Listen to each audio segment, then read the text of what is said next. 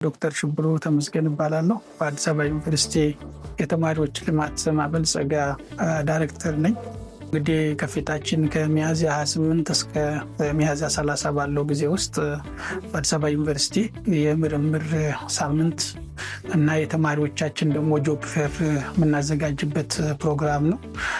በዚሁ ረገድ የተማሪዎች ልማት ማበልጸጊያ ዳይሬክተር የጆብ ፌሩን በተመለከተ ብዙ ዝግጅቶችን ስናዘጋጅ ቆይተናል።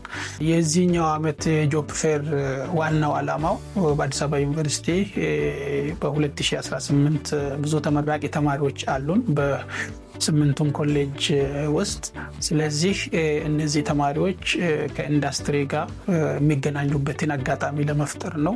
በዚህ ረገድ ዝግጅቱ በጣም ጥሩ ሂደት ላይ ነው ያለው።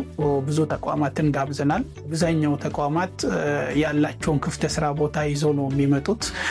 ብዙዎቹ በደብዳቤ ጽፎልናል።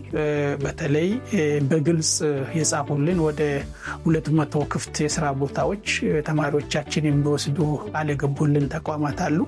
እነዚህ ተቋማት ዩኒቨርሲቲያችን ግቢ ውስጥ በመገኘት ለዚህ ለ200ውም ቦታዎች ከተማሪዎቻችን ሲቪ የሚቀበሉ ይሆናሉ።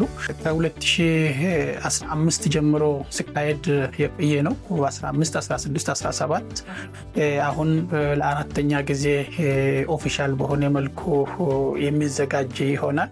ከሌላ ጊዜ ለየት የሚያደርገው ተቋማትን ኢንቫይት ስናደርጋቸው ተማሪዎቻችን ለመቅጠር አቅም ያላቸው ቦታ ያላቸው ስመጡ የራሳቸውን ተቋሞች አስተዋውቁ፣ የራሳቸውን ሰርቪሶች አስተዋውቁ የሚሄዱ ሳይሆኑ እኛን ተማሪዎች ለመቅጠር ቦታውና እድሉ ያላቸው ቅድሚያ እንዲሰጣቸው ያደረግንበት ሁኔታ ነው ያለው።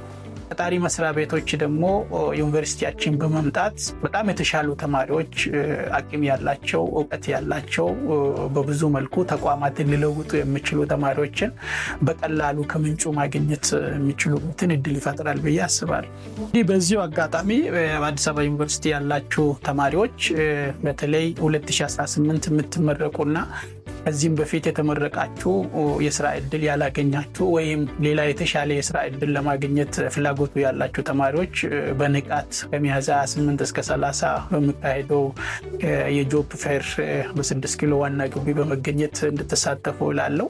ሌላው በሀገራችን ውስጥ በተለይም አዲስ አበባ አካባቢ የሚገኙት መስሪያ ቤቶች አዲስ አበባ ዩኒቨርሲቲ ውስጥ ትልቅ አቅም፣ ትልቅ የተማሪ ኃይል አለ። ተማሪዎቻችን በብዙ መልኩ የተካኑ የተማሩ ስለሆኑ የተሻለ ተማሪዎችን ለማግኘት ተሳታፊ እንድትሆኑ ማለት እፈልጋለሁ።